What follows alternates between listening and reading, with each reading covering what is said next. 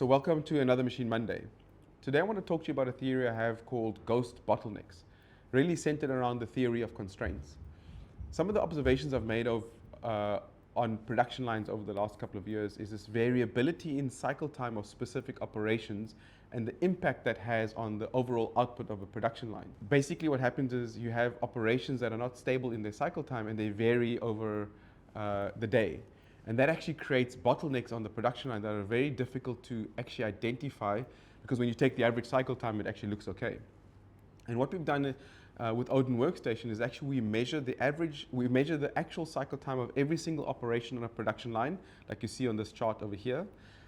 And on top of that, we actually do a live standard deviation on every single operation time that happens on the production line. And basically what that reveals is which operations are varying in cycle time. And as you can see in this chart over here, it's a top 10 operations that are unstable or have high variance in their cycle time.